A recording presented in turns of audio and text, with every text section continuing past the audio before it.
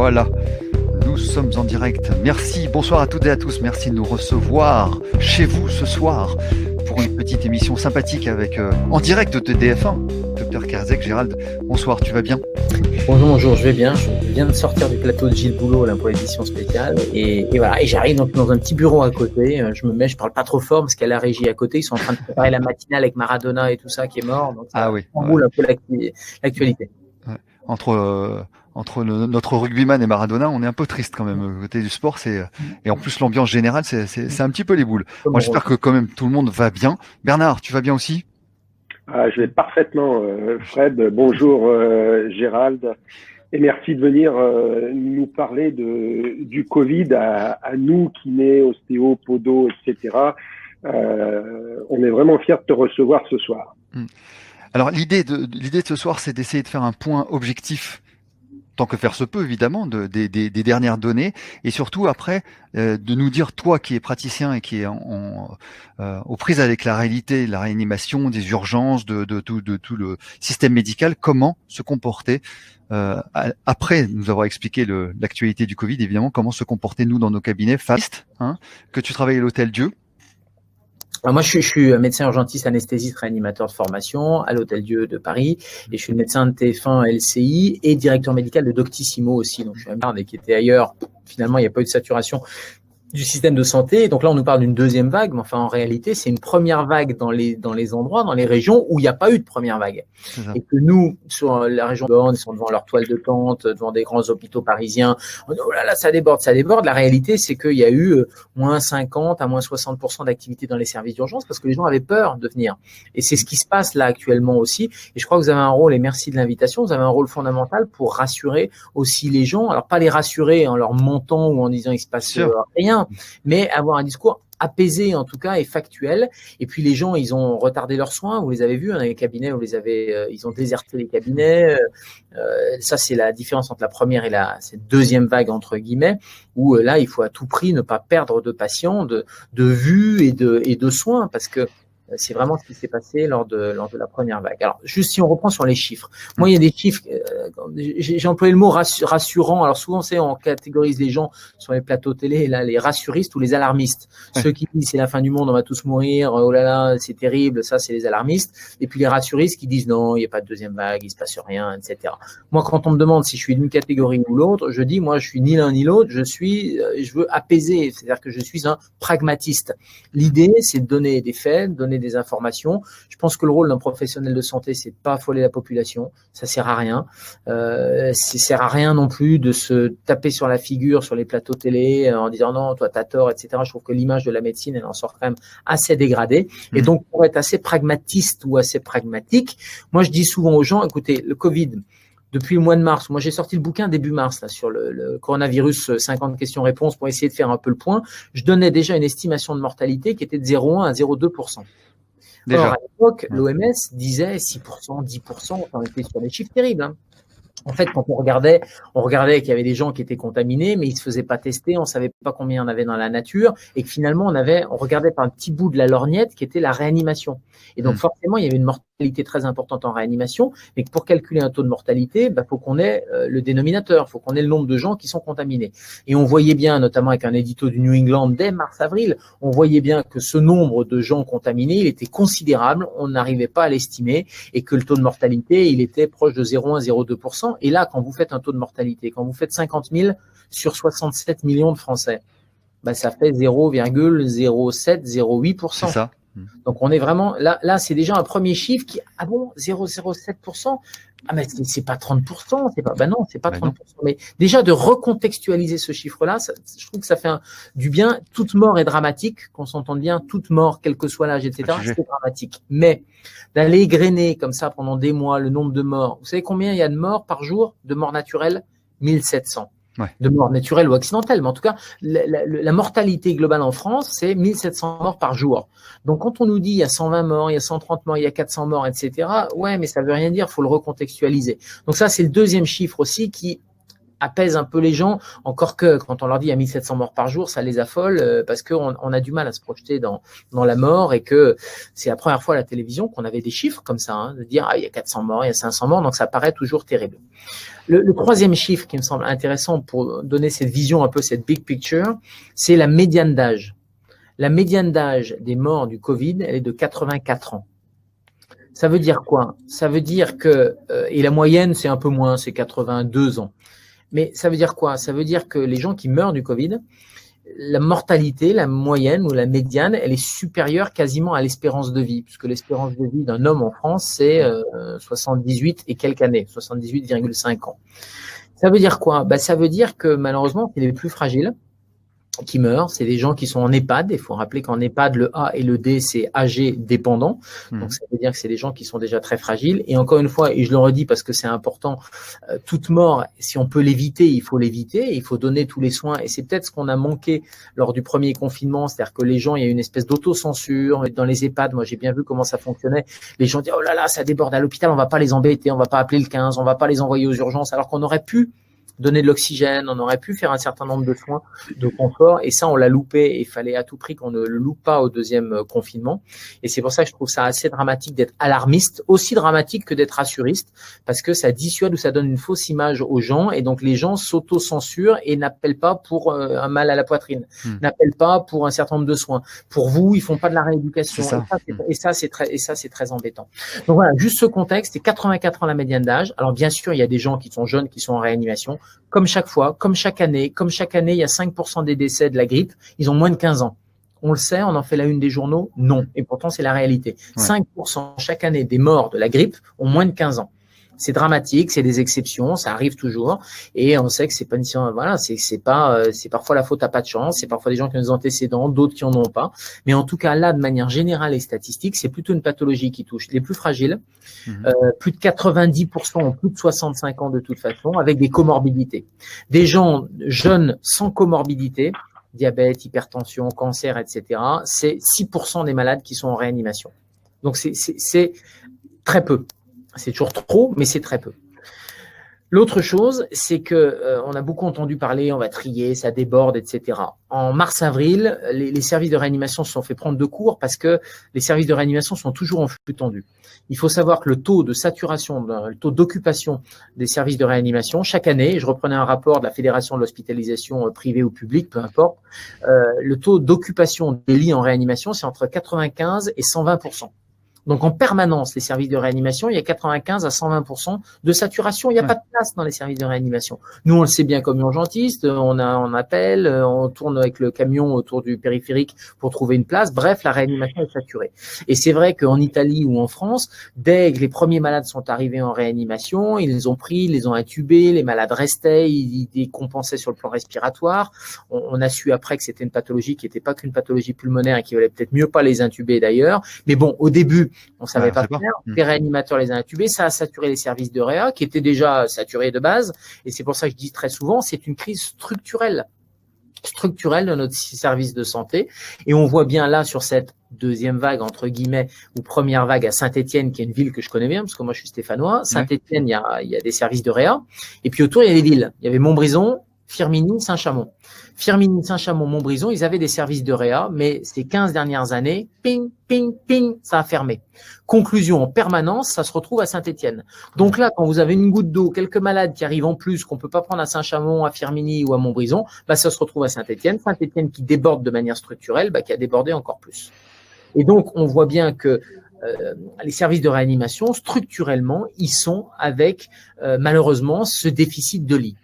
Et si on remonte un peu la chaîne, parce qu'en mars-avril, c'était de la réa, mais depuis mars-avril, on a fait des progrès quand même. Et en mars-avril, on attendait que les gens aillent pas bien du tout, et puis on les mettait en réa, on leur mettait un tuyau dans la bouche. Et comme on sait que c'est une maladie qui fragilisait le poumon, quand on mettait de l'oxygène et qu'on poussait avec une sonde d'intubation et avec de l'oxygène, on déchirait les poumons et on faisait des draps et on faisait plus de mal qu'autre chose. Depuis mars-avril, on a compris qu'il fallait pas aller être trop invasif et qu'il fallait retarder l'intubation.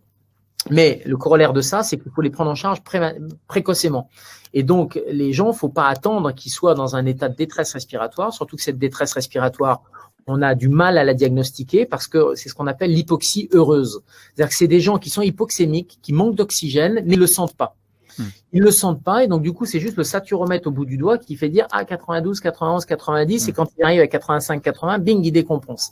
Et donc dans les moyens maintenant de surveillance, c'est de rentrer à la maison quand vous avez un Covid, de rentrer à la maison et de surveiller votre saturation et de pas se baser sur la clinique. Et donc dès que la saturation diminue, il faut rapidement faire un scanner aux gens et ça c'est la deuxième chose qu'on a appris. Donc l'hypoxie heureuse, donc on n'intube pas et on n'attend pas que ça soit la cata, on surveille avec la saturation. Deuxième truc qu'on fait, c'est que rapidement il faut qu'on fasse un scanner parce que ça permet de voir s'il y a une pneumonie ou pas et quel est l'état de la pneumonie. Est-ce que c'est 25%, 40%, 60% des poumons? Et donc les hospitaliser précocement et leur donner de l'oxygène précocement et de leur donner de la dexaméthasone précocement aussi. Et ça a révolutionné en avril-mai avec la dexaméthasone qui permet de prendre les gens, on fait le scan, il y a une pneumonie, on les hospitalise, on met de l'oxygène. Et donc on voit bien que ce qui manque là, c'est plus des lits de réa, mais c'est donc des lits d'hospitalisation, de pneumo, de médecine interne, de ce que vous voulez, de maladies infectieuses. Mais il faut de l'oxygène avec de la cortisone en protocole. Et ça, on voit bien qu'en termes de moyens, ça demande moins de moyens que la réanimation.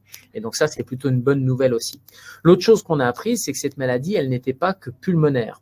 En tout cas, elle n'était pas que le tissu pulmonaire infectieux, c'était pas qu'une infection, une pneumopathie, mais c'était aussi une maladie vasculaire. Et on a beaucoup perdu de malades, y compris des malades jeunes. Je ne sais pas si vous vous souvenez de cette pauvre jeune fille de 15 ans qui était morte. Ça fait les grands titres. Et ça a fait les gros titres, etc. Alors qu'on ne savait pas ce qui s'était passé. En fait, elle est morte d'une phlébite embolie pulmonaire. C'est-à-dire que cette maladie, comme beaucoup de sepsis, comme beaucoup de maladies infectieuses, mais particulièrement le coronavirus, c'est une maladie qui est une maladie thromboembolique. Et donc, du coup, maintenant, il faut faire un scanner injecté pour pouvoir vraiment avoir des images de maladies pulmonaires. Je voudrais alors je sais pas si je peux partager mon écran. Si. Ça serait pas mal parce que au-dessus à côté du micro. Alors attends. T'as un petit écran que tu peux. Le webinar, voilà. Est-ce que là vous allez voir? Alors, où est la préférence? T'as un crayon et c'est juste à la gauche du petit. La connexion, mais bon, vous me prenez-moi sur parole et puis on aura l'occasion peut-être de les voir, de les diffuser, etc. Je vais les faire notamment aux 20h parce que c'est intéressant.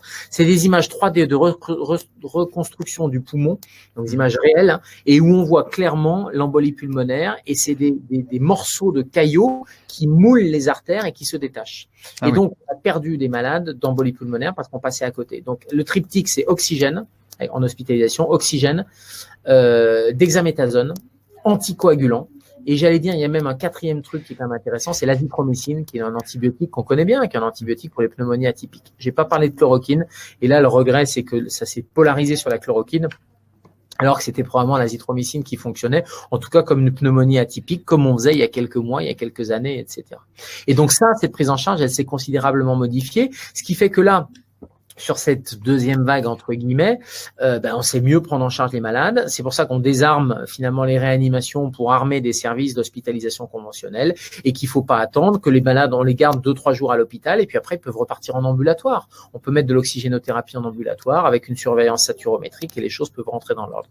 Et c'est des messages finalement qui passent pas tellement. Depuis le début, on a un discours catastrophiste de réanimateurs sur les plateaux télé qui, eux, regardent par leur prisme de réanimation. J'ai eu l'occasion de décrire là, dans le Figaro il n'y a pas très longtemps un truc où je disais pour réussir le déconfinement, finalement, il faut arrêter de regarder par le prisme à la fois des réanimateurs médicaux qui, eux, regardent ce qu'ils connaissent. Ce qui se passe. Et puis, il faut arrêter de regarder par le prisme aussi des PCR. Parce que les PCR, finalement, on voit bien que c'est pas si fiable que ça a mis du temps, qu'il y a des tests rapides antigéniques qui sont quand même beaucoup plus rapides et donc efficaces pour pouvoir isoler, tracer, etc. Et que il fallait arrêter de faire la queue dans les laboratoires, que ça n'avait pas forcément de sens. On crée des lits d'hôpitaux un peu généraliste, comme ça permettrait de détendre l'atmosphère et de dire aux gens, testez-vous de manière rapide, ce que va faire la Vauquier en Rhône-Alpes, par exemple, plutôt que de faire la queue devant les labos. Mais après, vous voyez bien qu'il y a des jeux de lobby qui jouent, il y a plein de choses. Voilà. Mais là le premier conseil que tu pourrais donner, déjà, pour nous qui avons des patients qui se posent des questions, qui ont peur, qui sont un petit peu fragiles, c'est déjà d'acheter pour 10 ou 15 balles. Ouais, c'est ça, un saturo. 15 balles de saturomètre, et ils surveillent à la maison, et ils regardent. Alors, celui qui est un peu PPCO de base, il n'aura pas 98, mais celui qui est en bonne santé, il a 98% de SAT. y compris chez les jeunes. Ça peut, moi, j'ai un copain radiologue, là, il me dit, putain, j'étais pas bien. Nana, elle allait me chercher un saturomètre, j'étais à 92. Et puis, comme les coordonnées sont les plus mal chaussées, il a pas fait de scanner, etc. Il l'a fait a posteriori. Un mois et demi après sa pneumonie, il était à 25% de poumons atteints. Un mois et demi après. Donc, c'est probablement qu'il avait beaucoup plus. Ouais. Donc, ouais, saturomètre, ça, c'est clair. Ça serait pardonne-moi, ça serait quoi la première attitude? C'est-à-dire que je vois que je suis en dessous de 98, j'approche les 95. Qu'est-ce que je fais? Faut savoir la saturation de base. Mais enfin, globalement, si vous êtes en dessous de 94, faut un avis médical. Oui, c'est ça. Tu vas à l'hôpital ou tu vas voir ton médecin? Avis médical, ouais, son médecin, ou appeler le 15. Voilà, je pense que c'est dans un premier temps, c'est plutôt pas mal. Le médecin, il connaît, il dit oui, mais vous êtes BPCO, vous êtes à 94 de base. Lui, il connaît la SAT de base. D'accord. Mais globalement, en dessous de 94, voilà, faut demander un avis médical. Avis médical. Ce que fait l'IHU, l'IHU de Marseille, c'est ce qu'il faisait. Il y a retour à domicile, scanner à tous, et puis retour à domicile avec un saturomètre. Donc ça, ouais, c'est un très bon conseil. L'autre conseil pour rassurer un peu les gens ou leur dire, c'est leur dire ce que j'ai dit, 84 ans, la médiane d'âge, etc. Alors s'ils ont 84 ans, ça va les inquiéter, ou s'ils ont plus, ça va les inquiéter. Ce qui peut quand même être un peu apaisant, c'est que quand on regarde à l'échelon individuel, 99% des gens qui ont le Covid, ça se passe bien. Oui, c'est ça. Sans aucun problème, sans symptômes, ou juste avec une grippe, ou juste avec des symptômes viraux. Et la complication, c'est sur 1% des malades. Donc, à l'échelle collective, c'est emmerdant, parce que si vous avez 10 millions de personnes qui sont contaminées au même moment, 10%, 1% sur 10 millions, ça fait 100 000. 100 000 qu'il faut mettre à l'hôpital. Et donc, on n'a pas les lits qu'il faut pour. Et c'est pour ça que c'est une crise structurelle. C'est parce que les 100 000 lits qu'on a fermés depuis 20 ans, ils nous manquent cruellement. Mais à titre individuel, 99% des cas, ça se passe hyper bien. Et quand on dit ça aux gens, ils sont quand même hyper apaisés. Parce que les gens, ils ont l'impression en regardant la télé que je te touche, t'as le Covid, tu meurs. C'est ça. Non, c'est pas du tout comme ça que ça se passe. Regardons les chiffres, 99%, ça se passe bien. Donc après, il peut faire des tests, les tests PCR, faut se calmer sur les tests PCR aussi, parce que les tests PCR, ils détectent des gens très contaminants, des gens malades, et Covid en mars, il a des anticorps au plafond, en juillet, ils doivent partir à Saint-Barth, et le mec, il me dit, je peux faire un test, ouais, viens faire un test, positif. Allez hop. Ah, il a refait un test, douteux. En fait, il avait des débris de virus, quoi. Donc là aussi, ça se remet dans un contexte clinique. Est-ce qu'il y a eu un comptage? Est-ce qu'il y a des gens autour de vous, etc. Est-ce que vous l'avez eu? Si le type vous dit oui, je l'ai eu, et puis on fait une sérologie qui confirme éventuellement qu'il y a des anticorps, voilà, la PCR, ça veut pas dire grand-chose. C'est là où quand on dit qu'il y a des tests maintenant antigéniques rapides et que les biologistes disent non, c'est pas fiable, etc. Ça me fait doucement rigoler parce que la PCR, elle est pas plus fiable non plus, et qu'un test trop sensible, finalement, enlève de la fiabilité dans ce qu'on veut en faire. Ce qu'on veut en faire, c'est mettre de côté les gens qui sont très contaminants versus ceux qui sont pas contaminants. Donc, il vaut mieux avoir finalement un filet, quelles que soient les mailles du filet. Au moins, on fait du dépistage plutôt que de faire de la PCR comme ça. Et puis, le vrai problème, c'est que le tester, tracer, isoler. Isolé, là on est en train de nous dire faut faire sous contrainte. Enfin, excusez-moi, on va pas aller faire des malades, des délinquants, parce que on va pas aller contraindre dans les prisons sanitaires ou je ne sais quoi des gens, tout ça parce qu'on est incapable de faire des tests et donc incapable de les rendre rapidement et donc incapable de tracer. Et donc incapable d'isoler les gens. Parce que les gens, quand on leur dit qu'ils sont positifs, ils sont pas cons, ils vont pas contaminer leur entourage, etc. Ils s'isolent pendant 5 jours. Le seul truc, c'est qu'ils n'avaient pas l'info au bon moment. Ils avaient l'info 3, 4, 5 jours après et c'était trop tard parce que on a contaminé tout le monde. Et puis c'est pas quand on a les symptômes qu'il faut commencer à s'inquiéter, c'est avant. Les supercontaminateurs, ils sont asymptomatiques, d'où l'intérêt d'un dépistage de masse avec des tests de masse rapides pour pouvoir choper les gens qui n'ont pas de symptômes. Aller tester des positifs, ça n'a pas de sens. De toute façon, il n'y a pas de traitement. Donc à la limite, une fois que tu es positif, que tu es la grippe ou que tu es le coronavirus, isole-toi, c'est la même chose. Mais donc, c'est trop tard quand on a les symptômes. Donc, il faut aller chercher et pêcher les gens avant. Et c'est à ce moment-là qu'on aura les antigéniques qui, en 10 minutes, vous pouvez… alors, je sais que les kinés ont la possibilité maintenant de faire les PCR dans les zones où il n'y a pas le labo, etc. Mais vous avez surtout la possibilité de faire des antigéniques. Donc, je pense que ça, c'est un deuxième truc sur lequel il faut peut-être miser, c'est de pouvoir faire des tests antigéniques. Vous pourriez très bien imaginer… Vas-y, Bernard. Comment ? Bernard ? Il y avait une question de Bernard. Non, moi je voulais dire oui par rapport à la stratégie qui est en train de se mettre en place au niveau des hôpitaux, c'est-à-dire de faire sortir assez rapidement les malades sous traitement et oxygénothérapie. Ouais. Ça veut dire que les kinés vont recevoir de plus en plus normalement de plus en plus de patients et ces patients-là sont considérés comme contaminants ou pas contaminants et où faut-il faire un test, etc. Voilà. parce que on devrait avoir cette masse de patients. Enfin, je l'espère. Normalement, oui. Ouais, alors globalement, quand les gens sont à l'hôpital, ils vont rester quand même 2-3 jours. Et puis, alors sauf s'ils sont vraiment traités en ambulatoire, ils vont repartir à la maison s'ils ont besoin d'oxygène. Globalement, ils sont en hospitalisation à domicile ou l'équivalent d'hospitalisation à domicile. Et pendant 7 jours, ils vont respecter leur isolement. Parce que globalement, c'est les 7 jours qui sont contaminants ou les plus contaminants. Après, vous allez les voir après pour de la rééducation, parce qu'il faut les rééduquer sur le plan pulmonaire, etc., quand ils avaient une pneumonie. Et donc là, a priori, ils sont sortis de la phase de contamination. Ça n'empêche pas de prendre des précautions universelles.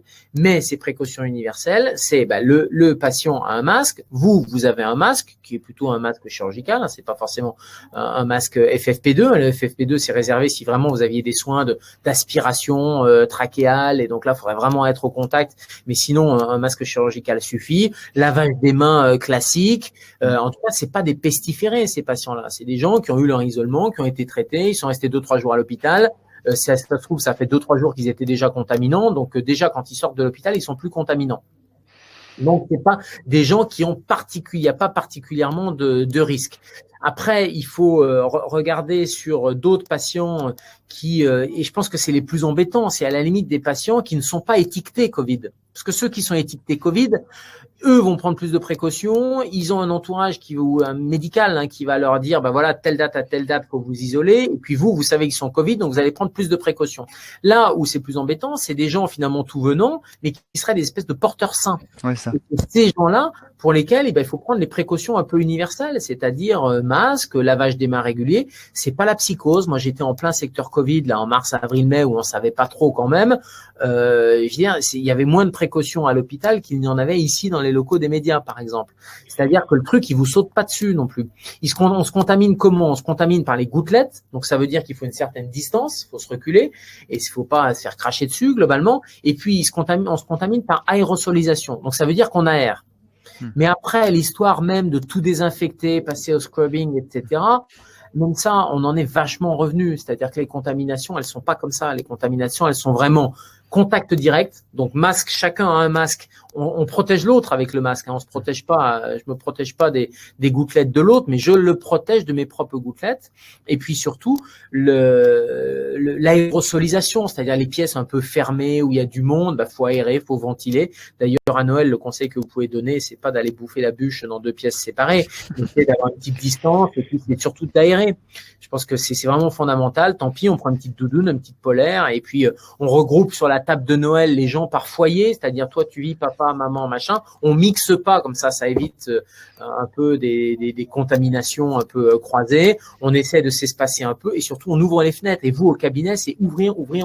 Alors, c'est vraiment fondamental. Là. Gérald, justement sur l'aération, après j'ai une question de Caroline que je voudrais te poser, mais sur l'aération, il a été préconisé aussi d'aérer pendant 20 minutes, qu'il y ait beaucoup de temps entre chaque chose, et que ça se déposait sur les tables, sur les objets, et que donc il fallait faire attention. Donc le lavage des mains, d'accord, mais l'aération pendant 20 minutes, et pour nous dans nos cabinets, c'est super dur de dire on va prendre un patient toutes les heures, quoi, pratiquement. C'est impossible.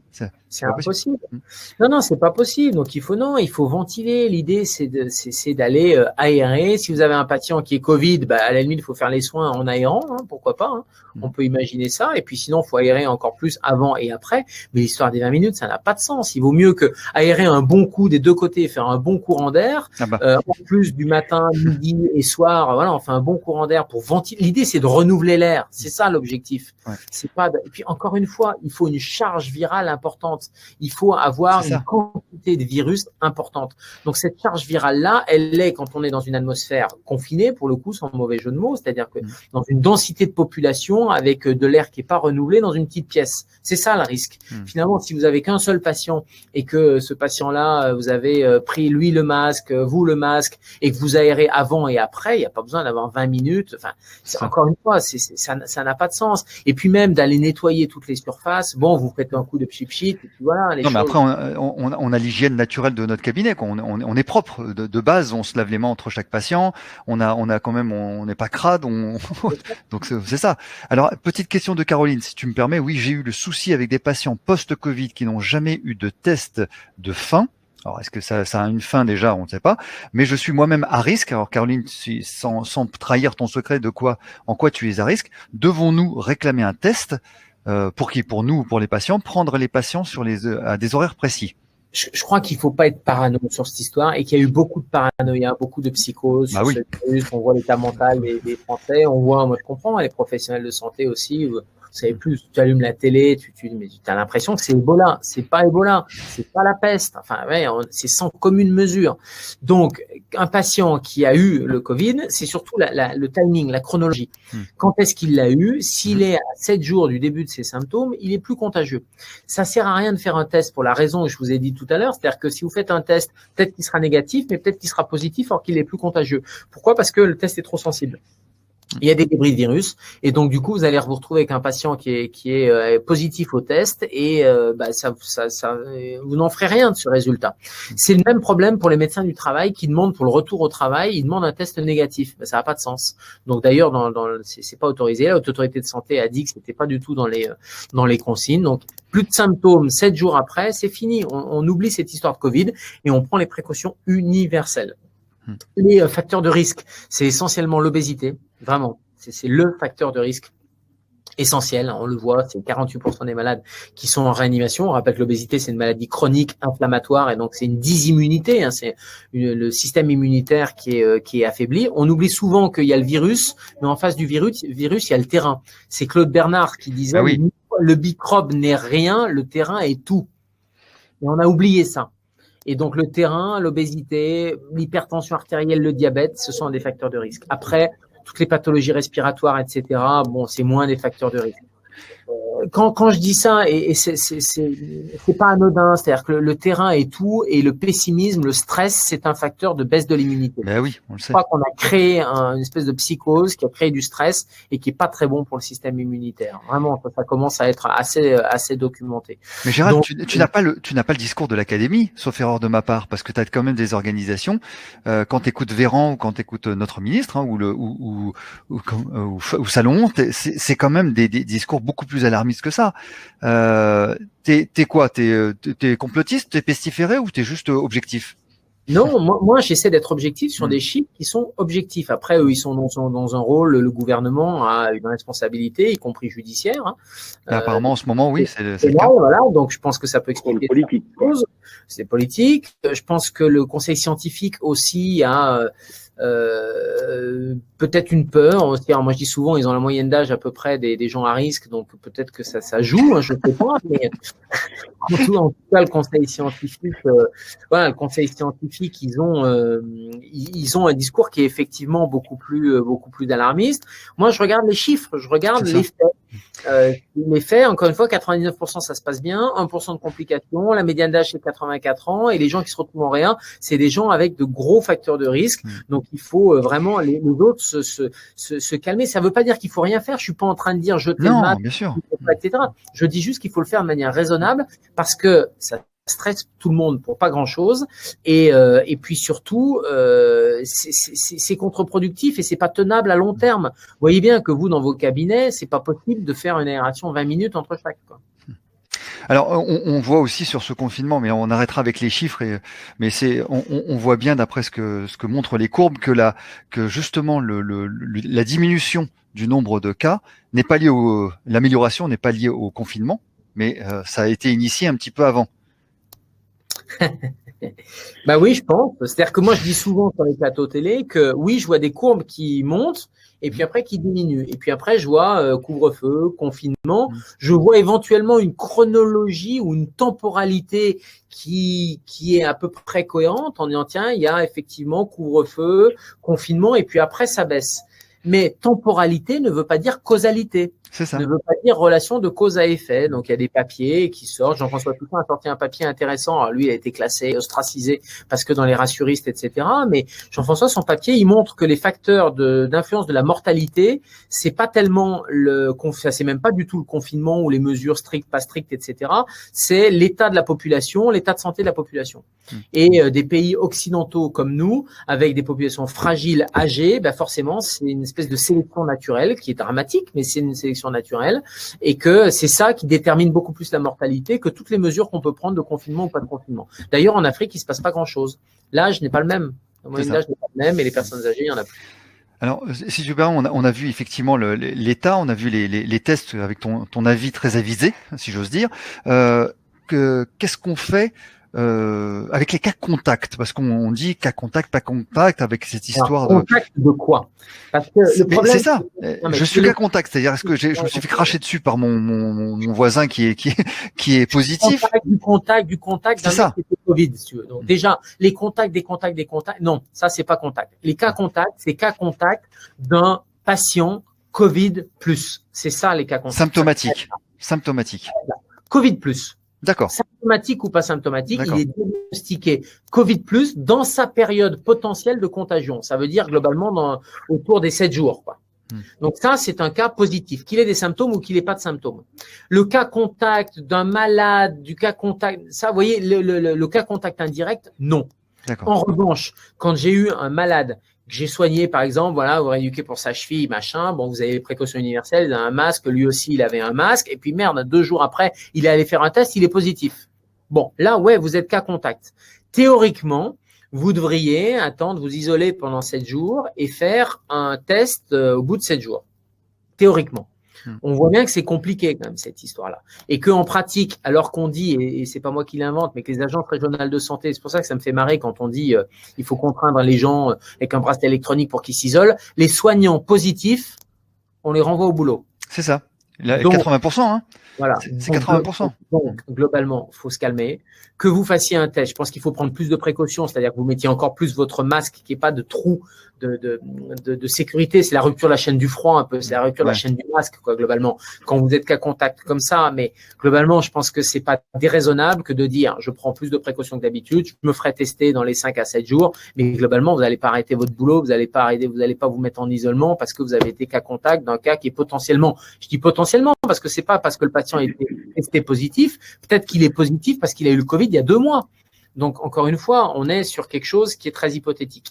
En revanche, si vraiment vous êtes fait cracher dessus, vous avez des soins respiratoires ou je ne sais quoi, qu'il y a vraiment eu un contact direct, une faille dans le masque, en disant, ah merde, c'est vrai que c'est avec ce patient, je me suis dit, je prends pas de masque, etc., et que le type s'est mis à tousser ou qu'il avait de la fièvre, bon, là, c'est autre chose, vous voyez, parce qu'il y a un sur-risque. On est sur une situation très à risque. Mais sinon, dans l'immense majorité des cas, moi, j'ai passé mon temps à être cas contact. Tous mes collègues, mes confrères, mes consoeurs passent leur temps à être cas contact, puisqu'ils sont médecins et ils voient des gens qui sont malades.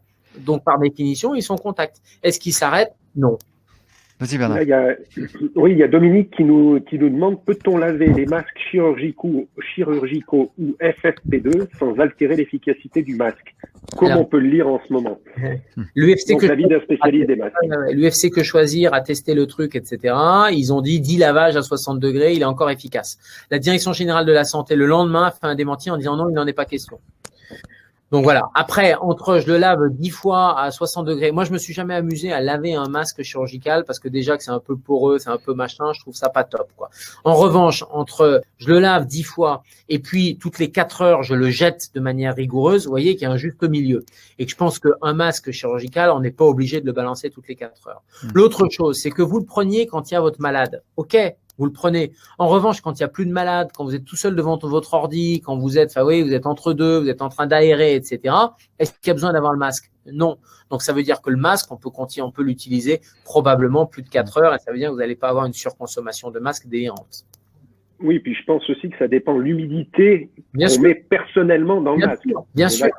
Dès que ça devient inconfortable, il faut le balancer, quoi. Mais encore une fois, c'est un filtre qui ne me protège pas moi, mais qui protège l'autre. Les femmes enceintes? À ta connaissance, peu de risques de malformation. Je crois qu'il y a eu quelques fausses couches, mais en tout cas, c'est pas un risque majeur. Encore une fois, c'est vraiment les gens qui ont un terrain débilité, hein. Quand on dit débilité, c'est pas péjoratif, mais c'est vraiment avec une comorbidité très importante, voilà, qui sont les plus à risque, dont l'obésité, dont le diabète, dont l'hypertension. C'est essentiellement les 3 facteurs de risque majeurs qu'on retrouve dans toutes les populations et dans toutes les études. Quand tu évoques le fait que c'est la première vague qui se continue, et le virus, alors que ce soit Raoult ou d'autres disent qu'il a sa 5e, 6e, 12e version, enfin variant, pardon. Est-ce que il est vraiment en train de varier? Est-ce que c'est notre immunité qui est en train de s'améliorer? Il mute tout le temps, le virus, de toute façon. C'est son boulot. Mais il mute pas de manière majeure, heureusement, parce que sinon on pourrait pas nous parler de vaccin, parce que c'est un virus qui mute. Et, ce qui est inquiétant, c'est l'histoire des visons, parce que du coup, c'est une mutation qui est une mutation plus importante, ce qu'on appelle le cluster 5, avec une mutation sur la coque, sur la couronne du virus. Donc du coup, c'est la cible du vaccin. Donc c'est pour ça qu'ils ont vraiment essayé d'éradiquer la souche chez les visons. Mais après, c'est ni une souche plus virulente ni moins virulente. Globalement, la mortalité elle est la même, elle touche à peu près les mêmes personnes. Donc non, il n'y a pas d'inquiétude particulière sur cette mutation-là. D'accord. Et est-ce que donc tu ne considères pas qu'on puisse rechoper le virus comme il a été entendu? On peut le rechoper, bien sûr, oui. Mais comme tu peux choper l'influenza et puis avoir un influenza un peu différent, comme tu peux t'affaiblir, comme tu peux ton immunité jouer un bon rôle en début de saison, et puis parce que tu es un peu fatigué en fin de saison, parce que à force d'écouter les informations stressantes, etc., bah, tu as une immunité un peu plus faiblarde, et du coup rechoper, bien sûr. Et puis ça a été documenté par la littérature. Enfin, dans la littérature, il y a des cas de gens qui ont rechopé, ils ont eu une sérologie positive, puis les anticorps qui baissaient. Là aussi, la sérologie, on ne sait pas du tout comment l'interpréter. C'est pas parce qu'on a des anticorps qu'on est protégé. Il y a des anticorps neutralisants, d'autres qui le sont moins, et puis surtout, ils durent pas. Il n'y a pas de solidité dans l'immunité. Alors, il n'y a pas que les anticorps. L'immunité, c'est aussi les cellules. Et apparemment, il y a une bonne immunité cellulaire, mais ça n'empêche pas de le rechoper. Et c'est pas parce et on peut le rattraper avec le même niveau de gravité? Quelqu'un qui est allé à l'hôpital. On peut le rechoper avec le même niveau de gravité, on peut le rechoper moins fort, on peut le rechoper plus fort. Encore une fois, il y a le microbe et il y a le terrain. Le terrain, il est variable. Je veux dire, entre le début de l'hiver et la fin de l'hiver, entre ton alimentation, entre ton état de stress, entre une maladie intercurrente, etc. Et je pense que ça, on l'a complètement oublié, et ça, c'est assez dommage. Gérald, justement, tu parles d'immunité. Est-ce que tu penses que certaines recommandations qui ont été faites, même par l'Académie, si j'ose dire, c'est la vitamine D, le zinc? Est-ce que ce sont des éléments qui sont probants à tester? Est-ce que tu penses que c'est quelque chose de pertinent à conseiller aussi bien aux praticiens que nous sommes que moi personnellement j'en prends personnellement, mais est-ce que c'est quelque chose d'intéressant? Ça fait du bien, ça fait pas de mal. Tu vois, c'est ma grand-mère qui disait ça. Je crois qu'il faut être on a perdu le bon sens et je crois qu'il faut le bon sens. Et effectivement, la vitamine D, pourquoi pas? C'est vrai que c'est parti d'études assez concordantes qui montraient que les gens qui avaient des formes graves avaient une hypovitaminose, avaient une carence en vitamine D, et à contrario, les gens qui avaient plus de vitamine D, ils faisaient pas de forme grave. Donc on s'est dit, et d'ailleurs l'Angleterre distribue 2 millions de doses, je crois, pour les personnes les plus fragiles, donc pourquoi pas. Après, c'est des cures, moi je compte, oui, on peut faire des cures de vitamine D, on peut se mettre au soleil, on peut manger de l'huile de foie de morue, enfin il y a plusieurs techniques, mais l'idée c'est de booster son immunité, donc tout ce qui est bon pour booster son immunité est bien, et tout ce qui déprime votre immunité n'est pas bien. Donc, le stress, mais oui, bien sûr, le stress, la fatigue, il y a plein de choses. Je reviens sur les séquelles qu'on pourrait rencontrer. On va faire les dernières questions parce qu'on va pas te retarder trop longtemps. Alors, les fibroses pulmonaires, justement, est-ce que nous, on va les kinés, on va les recevoir? Est-ce on va en avoir beaucoup? Ou bien, est-ce que ce seront d'autres séquelles qu'on verra? Il y a les malades qui sortent de réa, etc., et qui vont avoir des séquelles respiratoires parce que la pneumonie, c'est du pu, c'est de l'infection, et donc du coup, oui, ils ont des séquelles. Il y a eu des embolies pulmonaires avec des infarctus pulmonaires, donc il y a une réduction, c'est une insuffisance respiratoire restrictive. Donc oui, vous allez avoir ce genre de patients, parce qu'il y a de la fibrose, il y a de la restriction, il y a plein de choses. Ça, c'est les malades de réa, et ça va être aussi la rééducation neuromusculaire, mais ça, à la limite, vous connaissez, c'est les malades classiques de réanimation. Là, et puis qui seront dans un circuit déjà de rééducation. Là où c'est un peu plus pervers, c'est les Covid qui sont passés un peu inaperçus, qui sont pas allés en réa. Mon pote radiologue qui a 25% quand même à 1 mois et demi, qui a encore 25% de pneumonie, et lui, il est pas dans un circuit de réa, de rééducation, etc. Et donc, c'est des gens il est un peu essoufflé, qui vont potentiellement avoir gardé ces séquelles-là, pas forcément diagnostiquées. Donc, ça veut dire que quelqu'un qui a eu le Covid, qui est un peu plus essoufflé que d'habitude, il faut les passer au scanner pour voir un peu ce qu'il y a, pour aller, parce qu'ils sont pas suivis, parce qu'ils n'ont pas été diagnostiqués. L'autre type de séquelles, c'est les séquelles cardiovasculaires cardiovasculaires aussi. Il y a beaucoup de myocardite, de péricardite, d'inflammation qui passent complètement inaperçus. Donc là, c'est les gens, l'essoufflement, il peut être cardiaque ou il peut être pulmonaire. Donc il peut y avoir, alors les malades post-réa, oui, mais même des malades pas post-réa, il peut y avoir des fibroses pulmonaires. Et puis après, il y a tout le problème des Covid longs, qui sont probablement des maladies immunitaires, un peu comme la maladie de Lyme. On ne sait pas bien la maladie de Lyme comment ça fonctionne, mais il y a des espèces d'auto-anticorps, le corps qui se retourne contre notre système immunitaire qui se retourne contre nous. Il y a beaucoup d'études qui sont en cours, il y a des douleurs chroniques, alors il y a probablement des Covid longs et puis il y a probablement des gens qui ont autre chose et qui disent ah ben oui c'est le Covid. Comme dans le Lyme, c'est exactement la même chose. Je crois qu'il faut pas balayer tout de suite en disant non c'est dans votre tête. Il faut orienter chez le médecin, faire un peu des examens complémentaires, mais il est très probable qu'on trouve pas grand-chose pour l'instant et que ces auto-anticorps c'est un truc qu'on est en train de découvrir. Mais là encore, comme à titre préventif, je pense que le rôle du stress, le rôle des techniques complémentaires, les interventions non médicamenteuses, l'alimentation anti-inflammatoire, etc. est assez capital là-dessus pour booster le système immunitaire. Ouais.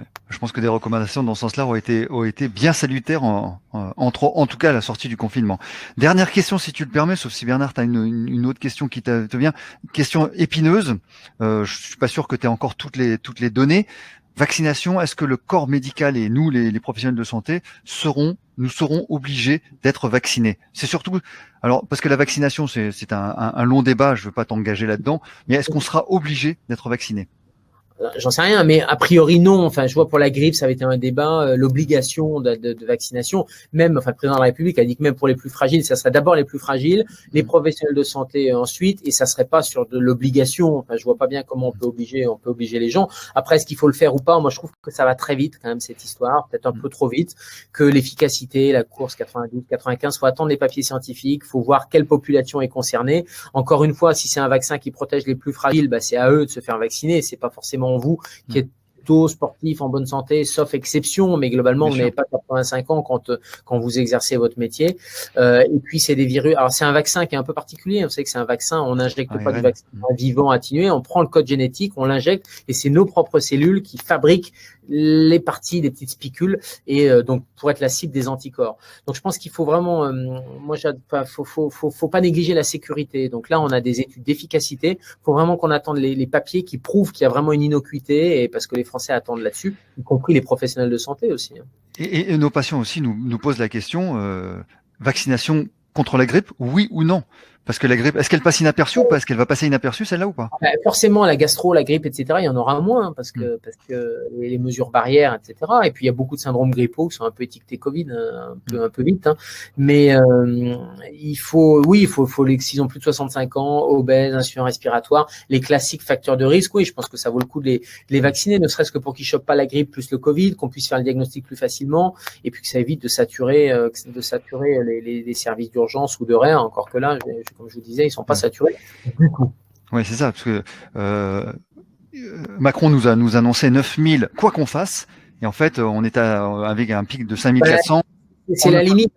Lui, c'est difficile, hein, parce que s'il fait pas ça, imaginez qu'il y en ait 9000, vous voyez, on lui aurait reproché. Donc, je pense que lui, il est un peu coincé entre son gouvernement, le conseil scientifique, les plateaux de télé, etc. Après, c'est toute la limite de ces modèles mathématiques. Et je crois que tous les chiffres qu'on annonce, hormis les chiffres réalisés, tout le reste, c'est tout et son contraire. Ouais, c'est de la simulation, ce sont des modèles mathématiques, et donc, il faut les prendre pour ce que c'est.